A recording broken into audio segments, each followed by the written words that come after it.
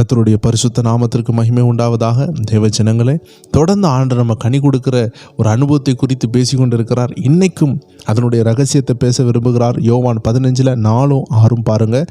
என்னிலே நிலைத்திருங்கள், நான் உங்களில் நிலைத்திருப்பேன். கொடியானது திராட்சை செடியில் நிலைத்திராவிட்டால் அது தானாய் கனி கொடுக்க மாட்டாதது போல நீங்களும் என்னிலே நிலைத்திராவிட்டால் கனி கொடுக்க மாட்டீர்கள். 6வது வசனம் சொல்லுகிறது, ஒருவன் என்னில் நிலைத்திராவிட்டால் வெளியே எரியுண்ட கொடியைப் போல அவன் எரியுண்டு உலர்ந்து போவான். அப்படிப்பட்டவைகளை செய்து அக்கினியிலே போடுகிறார்கள், அவைகள் எரிந்து போகும். தேவஜனங்களே, இந்த வசனத்தினுடைய ஆழமான அர்த்தத்தை நம்ம புரியணும். இன்றைக்கி அநேகர் ஆண்டவரால் பிரகாசிக்க முடியாமல் போனதுக்கு காரணம் அது ஆண்டவர் கிடையாது. ஆண்டவர் அவர்களை பயன்படுத்தணும்னு நினைக்கிறார். ஆண்டவர் நம்ம எதிர்பார்க்கிறத காட்டிலும் அவர் நம்ம விடுதலைக்காக எதிர்பார்த்து கொண்டிருக்கிறார். நம்ம நிறைய நேரம் யோசிக்கிறோம், நம்ம தான் ஆண்டவர்கிட்ட ஜெபித்து கொண்டிருக்கிறோம், ஆண்டவர் கரிசனையாக இருக்கிறாரான்னு யோசித்தா உங்களை ஜெபிக்க வைத்ததே அவருடைய ஆவியானவர் தான். உங்களை அதிகாலையில் எழுப்புனதே அவருடைய கிருபை தான். நீங்கள் பல மணிக்கூர் ஜெபித்திருக்கிறீங்கன்னா அது ஆண்டோடைய கிருபை. நீங்கள் யோசிக்கிறீங்க அவர் கரிசனையாக இருக்கிறாரான்னு யோசிக்கிறீங்க. அவர் நம்மளை விசாரிக்கிறவரானபடியால் அவர் நம்மளை என்ன செய்கிறார்? கரிசனையோடு கவனிக்கிறார். அதனால் தேவஜனங்கள் புரிந்து கொள்ளணும், நீங்கள் அவரை தேடுறதை காட்டிலும் அவர் உங்களை தேடுகிறது அதிகம். நீங்கள் அவர்கிட்ட உங்கள் விஷயத்தை சொல்லுகிறத காட்டிலும் அவர் உங்கள்கிட்ட உங்கள் விஷயத்தை உணர்த்தி ஜெபிக்க வைக்கிறது அதிகம்.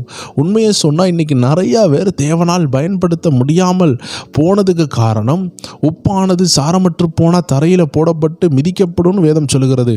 இப்படி ஒரு மனுஷனுடைய கனியற்ற தன்மை அவன் பின்வாங்கி போனால் அவன் மிதிக்கப்படுறதுக்கு தான் அடையாளமாக இருக்கிறான். சிம்சோனை பாருங்கள், தேவனால் வல்லமையாக பயன்படுத்தப்பட்டவன். ஆனால் அவன் கண்கள் இழந்த பொழுது அந்த பெலிஸ்தியர்கள் அவனை விளாண்டார்கள். அவனை ஒரு விளையாட்டு சாமானாக, ஒரு கேலி பொருளாக மாற்றினார்கள். அவன் பலனற்ற பொழுது அந்த ஊரில் உள்ள ஒரு விளையாட்டு சாதனமாக அவன் மாறிப்போனான். உப்பானது சாரமற்று போனால் மனிதர்களால் மிதிக்கப்படும் என்று வேதம் சொல்லுகிறது. அதே போல சிம்சோன் சாரமற்ற பொழுது அவனை ஒரு விளையாட்டு பொருளாக மாற்றினார்கள். தேவ ஜனங்களே, நம்ம உஷாராக வேண்டியது, நம்ம இருக்க வேண்டியது கட்டாயமாக இருக்கிறது. ஏன்னா நம்ம வாழ்க்கையில் சாராம்சத்தை நம்ம பல முறை இழந்து போகிறதுக்கு சத்துரு வகை தேடி கொண்டிருக்கிறான். நம்ம ஆண்டவரை விட்டு பிரிந்து போகணும்னு நினைக்கிறான். நம்ம கர்த்தரோடு இணைந்து ஒரு திட்டத்தை செய்யாமல் கர்த்தரை விட்டு ஒளிந்து ஒரு திட்டத்தை செய்ய அவன் சில அசுத்த திட்டங்களை, மாம்ச எண்ணங்களை நம்மளை தூண்டிவிட்டு நம்ம எரியப்படவும், நம்ம அக்னினால் எரிக்கப்படவும், நம்ம அழிக்கப்படவும் திட்டம் உள்ளவனாக இருக்கிறான் ஆண்டவர். அதனால தான் முதல்ல சொல்கிறாரு, நீங்கள் கவனமாக இருங்க, கனி கொடுங்க. கனி கொடுக்கலன்னா ஆபத்து. தேவ ஜனங்களே, எந்த விஷயமா இருந்தாலும் தரிசித்து வாழாமல் விசுவாசித்து வாழுங்க. Don't let by your feeling, don't let by your senses, but let by the holy spirit, let by the faith. விசுவாசத்தினால் நடத்தப்படுங்க. 2 கொரிந்தியர் 5:6 சொல்லுகிறது, விசுவாசித்து நடக்கணும், தரிசித்து நடக்கக்கூடாது.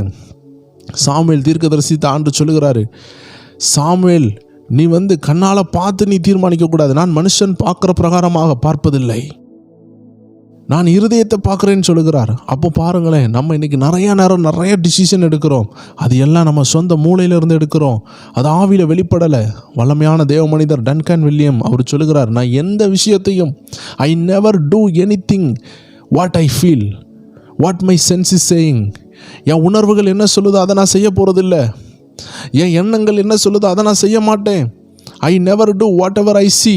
நான் எதெல்லாம் பார்க்குறேனோ அதெல்லாம் நான் செய்ய மாட்டேன். ஒரு விஷயத்தை பார்த்த உடனே நான் அதை போய் வாங்க மாட்டேன். ஒரு விஷயத்தை கேட்ட உடனே அதை கேட்டு அதே மாதிரி செய்ய மாட்டேன். நான் ஜெபத்தில் இருப்பேன். எதை ஆண்டவர் சொல்லுகிறாரோ அதை மட்டும்தான் செய்வேன். I do what I believe, I do what I see in the spirit. நான் ஆவியில் தரிசிக்கிறத தான் செய்வேன். என் மனசுக்கு தோன்றதெல்லாம், என் சிந்தனையில் வந்ததெல்லாம் செய்ய மாட்டேன். தேவ ஜனங்களே, சிந்தனையில் வருகிற எல்லாம் கர்த்தர் வெளிப்படுத்துகிறது கிடையாது. நமக்கு வரக்கூடிய ஆஃபர் எல்லாம் கர்த்தர் கொண்டு வருகிறது கிடையாது. சில நேரம் உங்கள் கையில் இருக்கிற உன்னதமான ஆசீர்வாதத்தை பிடுங்கிறதுக்காக பிசாசு கொண்டு வருகிற சதிகள் தான் சில ஆசீர்வாதங்கள். உங்கள் கையில் ஒரு உலக ஆசீர்வாதத்தை கொடுத்துட்டு ஒரு ஆவிக்குரிய ஆசீர்வாதத்தை எடுத்துருவான். அதனால தான் தேவ ஜனங்கள் உஷாராக இருக்க வேண்டும். வேதத்தில் பாருங்கள், யாக்கோபு இருக்காங்க. யாக்கோபனுடைய அண்ணன் ஏசா இருக்கிறான்.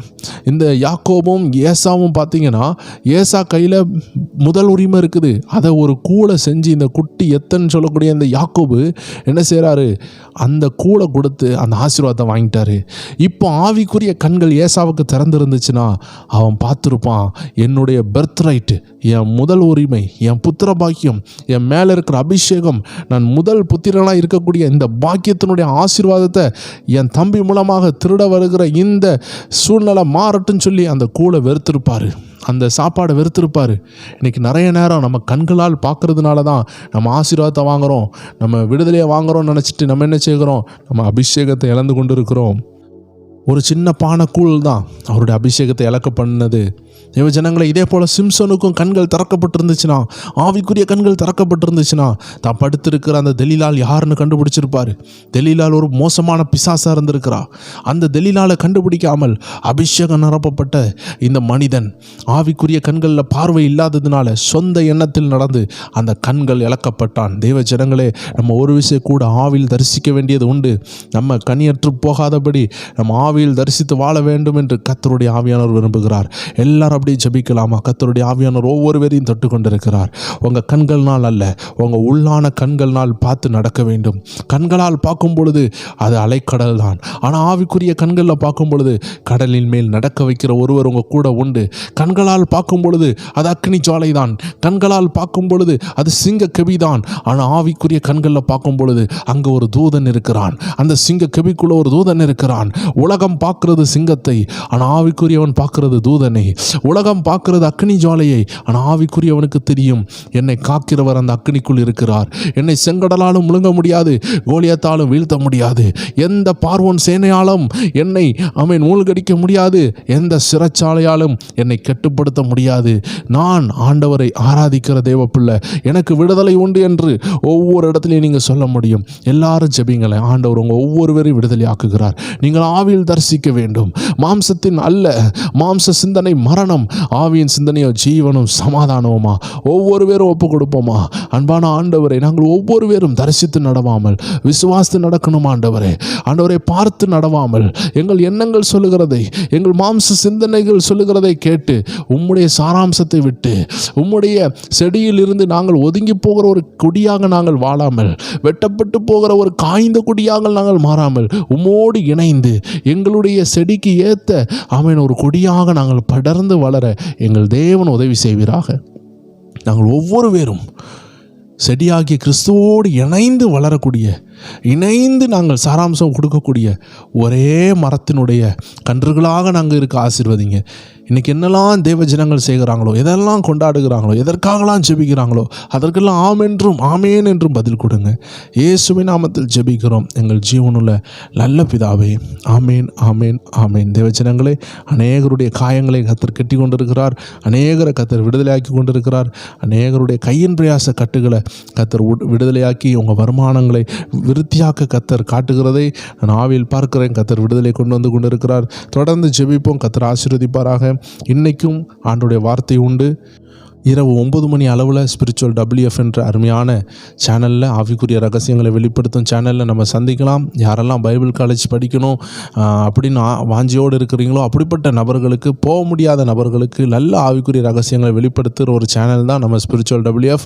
புதிதாக இணைந்தவர்கள் இரவு 9 மணி அளவில் எங்களோடு இணைந்து கொள்ளுங்கள்.